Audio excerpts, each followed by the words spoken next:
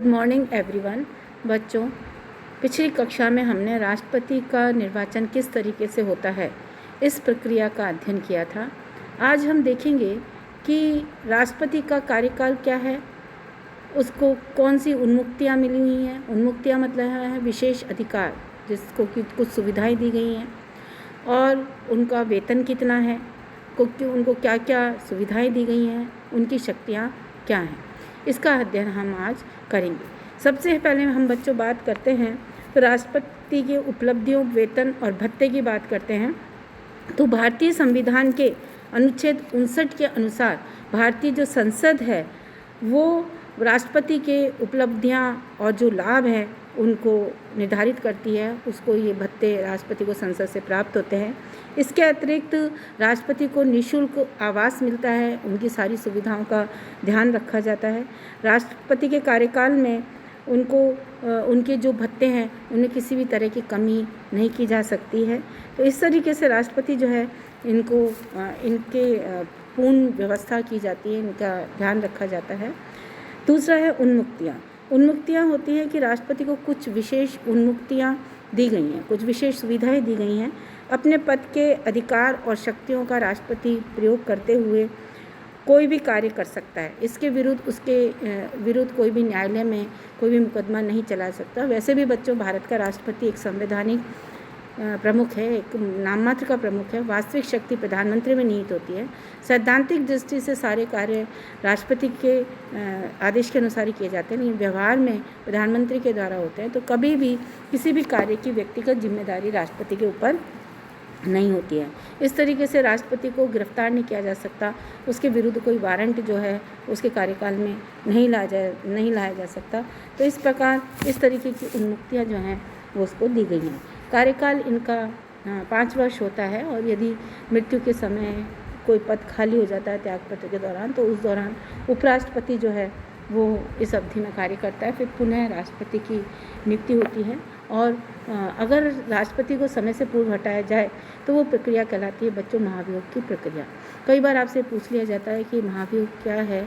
तो महाभियोग की प्रक्रिया बहुत ही जटिल प्रक्रिया होती है, और इसके द्वारा राष्ट्रपति को पद से हटाया जाता है। महाभियोग किसी भी राष्ट्रपति पर तभी लगता है जब उसने कोई संगीन अपराध किया हो, या तो वो भ्रष्टाचार में लिप्त हो या देशद्रोह का कार्य किया हो, तो महाभियोग की प्रक्रिया के द्वारा उसको हटाया जा सकता है। तो जब हम महाभियोग की प्रक्रिया देखते हैं तो राष्ट्रपति का कार्यकाल 5 वर्ष का है, किंतु भारतीय संविधान के अनुच्छेद 61 में उल्लेखित है कि यदि राष्ट्रपति संविधान का उल्लंघन करता है तो उसको महाभियोग की प्रक्रिया के द्वारा हटाया जा सकता है। महाभियोग का जो प्रस्ताव है बच्चों, वो पहले आता है निचले सदन में प्रस्ताव प्रस्तुत होता है, वहाँ पे विचार विमर्श होता है, और जब वो निचले सदन से 2/3 बहुमत से पारित हो जाता है तो वो द्वितीय सदन में आता है, वहाँ पर उस पर बहस होती है, और उस समय राष्ट्रपति को भी सुविधा दी जाती है कि वो अपना पक्ष रखे।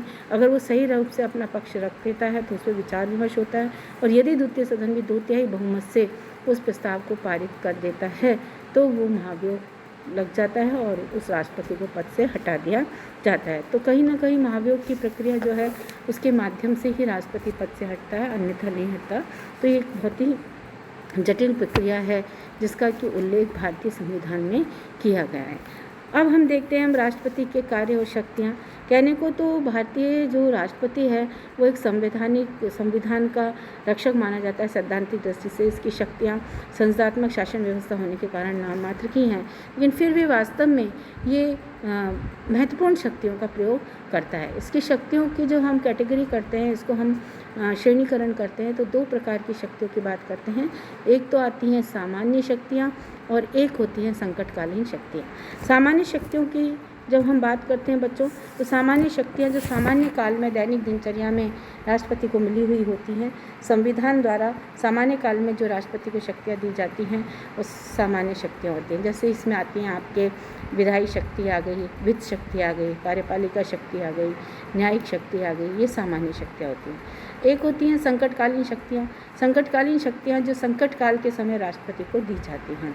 तो जैसा कि बच्चों मैंने बताया कि वैसे तो संसदात्मक शासन व्यवस्था होने के कारण ये नाममात्र का शासक है, लेकिन संकट काल में जब इमरजेंसी लगती है तब हमारे यहाँ पर जो सारी शक्तियाँ हैं वो राष्ट्रपति में निहित हो जाती है। तो उस समय राष्ट्रपति कई महत्वपूर्ण शक्तियों का प्रयोग करता है। तो सबसे पहले बच्चों हम चर्चा करेंगे कि सामान्य शक्तियाँ कौन सी हैं।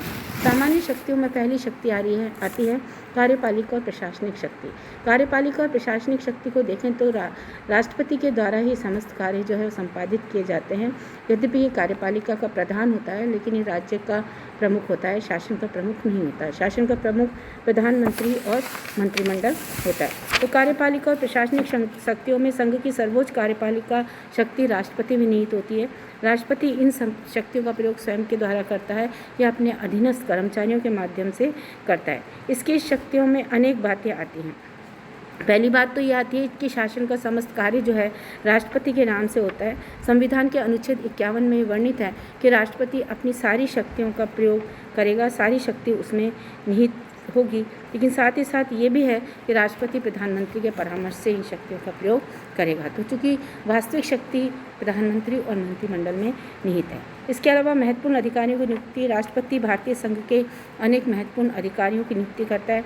जैसे प्रधानमंत्री को बनाता है लोकसभा में जिस दल का बहुमत मिलता है उसके नेता को ही प्रधानमंत्री बनाता है, उसके परामर्श से मंत्रिमंडल का गठन करता है। राज्यों के राज्यपाल की नियुक्ति करता है, ये हर राज्य में। उच्चतम न्यायालय और उच्च न्यायालय के न्यायाधीशों की नियुक्ति करता है।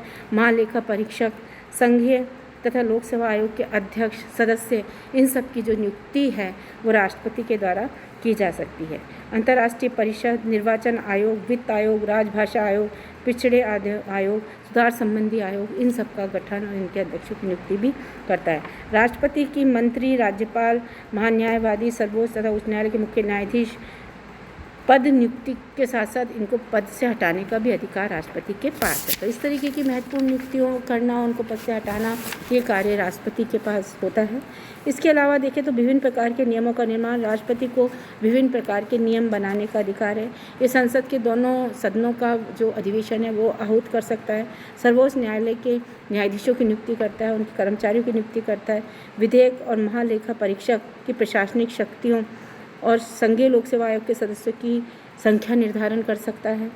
राष्ट्रपति की कई विषयों पर यदि हम देखें तो अन्य अधिकारी जो कार्य कर रहे हैं उन पर राष्ट्रपति की स्वीकृति आवश्यक है, तो इस तरीके से कार्य करता है।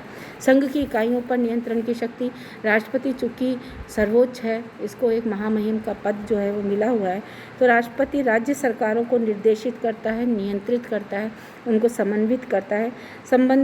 समन्वित नीति तथा राज्यों के पारस्परिक विवादों को निपटारों के संबंध में ये उनको परामर्श भी देता है। कई राज्यों में झगड़े हो जाए तो परामर्श देने का कार्य करता है। कि अंतर्राज्यीय परिषद का गठन करता है जो कि इन विवादों को सुलझाती है। ठीक है, तो इस तरीके से ये कार्य होता है। यदि किसी संघीय विषयों का प्रशासन राज्य सरकार को ये दे सकता है, कोई संघीय विषय है तो राज्य सरकार को भी हस्तांतरित कर सकता है। अंतर्राष्ट्रीय मामलों में प्रतिनिधित्व, तो राष्ट्रपति अपने देश का प्रतिनिधित्व करता है दूसरे देशों में।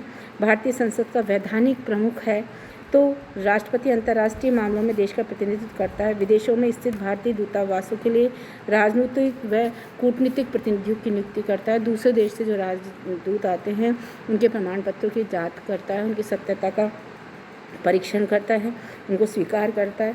परंतु जहाँ पर विदेशों में संधि और समझौते का संबंध है, ये संधि और समझौते राष्ट्रपति के नाम से किए जाते हैं, लेकिन वास्तव में इसकी जो महत्वपूर्ण पहल है वो मंत्रियों के हाथ में ही होती है। लेकिन ये नाम मात्र की औपचारिक स्वीकृति देता है।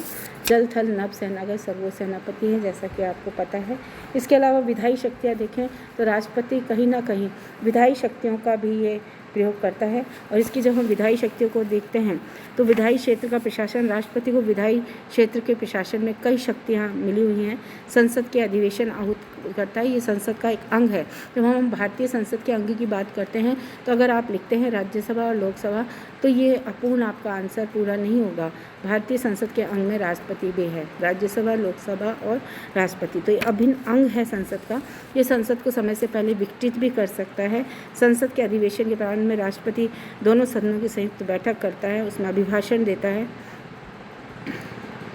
इसमें सारा वो शासन की नीति का वर्णन करता है और दोनों सदन को एक साथ वो आहूत कर सकता है ना। तो इस तरीके से ये कार्य करता है। सदस्यों को मनोनीत करने का अधिकार, भारत के राष्ट्रपति को संसद में सदस्यों को मनोनीत करने का अधिकार है। भारत का राष्ट्रपति राज्यसभा में 12 सदस्यों को मनोनीत कर सकता है। जो व्यक्ति चुनाव के आधार पर जीत कर नहीं आ सकते हैं और उनका अनुभव शासन के लिए बहुत ही उपयोगी होता है, तो ऐसे कला, साहित्य के क्षेत्र में, विज्ञान के क्षेत्र में जो बहुत ही प्रसिद्ध अनुभवी व्यक्ति होते हैं उनको राष्ट्रपति राज्यसभा में मनोनीत कर सकता है। तो 12 सदस्य होते हैं और लोकसभा में 2 आंग्ल भारतीय सदस्यों को राष्ट्रपति मनोनीत करता है। विधेयकों पर निषेधाधिकार का प्रयोग। संसद द्वारा पारित प्रत्येक विधेयक पर राष्ट्रपति की जब स्वीकृति मिलती है, हस्ताक्षर होते हैं, तभी वो कानून बनता है। राष्ट्रपति की स्वीकृति ज़रूरी है और ये वैसे तो देखें तो औपचारिक स्वीकृति होती है, इसमें राष्ट्रपति मना नहीं कर सकता, लेकिन फिर भी अमेरिका के राष्ट्रपति की तुलना में कम अधिकार है भारतीय राष्ट्रपति के पास कि वो अपने वीटो का प्रयोग करे, लेकिन कोई विधेयक इसके पास आता है, साधारण विधेयक को ये पुनः विचार के लिए सदन में भेज सकता है अपने सुझाव के साथ। यदि वहाँ 2/3 बहुमत से पुनः पारित हो जाता है तो पारित ही माना जाएगा। तो इस तरीके से कहीं ना कहीं यदि विधेयकों में कुछ कमी रह गई है तो सुझाव के साथ ये पुनः सदन में लौटा सकता है। सदन उस पर ज़रूरी समझे तो उसमें संशोधन भी कर सकता है। अध्यादेश जारी करने की शक्ति। जिस समय भारत की संसद का अधिवेशन नहीं चल रहा होता है और किसी कानून की आवश्यकता होती है, उस समय राष्ट्रपति अध्यादेश जारी करता है और ये अध्यादेश जो है संसद द्वारा पारित किए गए जो नियम हैं उनके समान ही होते हैं। अध्यादेश संसद का अधिवेशन प्रारंभ होने के 6 सप्ताह बाद लागू रहेंगे, इस तरह की व्यवस्था है। इसके अलावा राज्यों के संबंध में भी राष्ट्रपति को विशेष शक्तियाँ दी गई हैं। कोई भी राज्य कुछ विषयों पर यदि कोई कानून बनाता है तो उसको राष्ट्रपति की स्वीकृति लेनी पड़ती है। पहला तो है राज्य द्वारा संपत्ति प्राप्त करने के लिए बनाए गए अधिनियम, इस पर राष्ट्रपति की स्वीकृति आवश्यक है। दूसरा है वे अधिनियम जो ऐसे निर्णय निर्मित करते हैं जिस पर कि ऐसे वे अधिनियम जो ऐसे निर्मित होते हैं, ऐसे विषयों पर निर्मित होते हैं जो विषय भारत की केंद्र सरकार के अधीन है। तो अगर उस पर राज्य सरकार ने कोई कानून बनाया है तो उसको राष्ट्रपति की स्वीकृति लेनी होगी। तीसरा, कुछ विशिष्ट प्रकार के कर लगाने वाले विधेयक, तो ये भी है। तो जो तीसरे प्रकार की शक्ति है, इस संदर्भ में महादेव प्रसाद शर्मा ने स्पष्ट लिखा है कि राज्य के विशेष प्रकार के विधेयक को स्वीकृत कर देने की जो राष्ट्रपति की शक्ति है वो वास्तविक और अबाध है, यानी ये काफ़ी शक्तियाँ रखता है विधायी। किसी भी राज्य के अंदर या दूसरे राज्य के साथ व्यापार किस तरीके से हो आदि पर प्रतिबंध लगाने वाले जो विधेयक हैं, यदि कोई राज्य लगा रहा है प्रतिबंध तो ये विधेयक सब राष्ट्रपति की स्वीकृति के बिना पारित नहीं होते, उनसे स्वीकृति जो है लेनी पड़ती है। इस प्रकार भारत के राष्ट्रपति को विधायी क्षेत्र में भी बहुत ही विस्तृत शक्तियाँ मिली हुई हैं। कहने का वो एक नाम मात्र का शासक है, लेकिन उसकी एक गरिमा है, उसका एक सम्मान है, उसको शक्तियाँ भी दी गई हैं। तो ये तो आज हमने चर्चा करी कार्यपालिका और विधायी शक्ति की। नेक्स्ट कक्षा में हम इसकी वित्तीय शक्तियाँ, न्यायिक शक्तियाँ और राज्य से संबंधित अधिकार और संकटकालीन शक्तियों का अध्ययन करेंगे।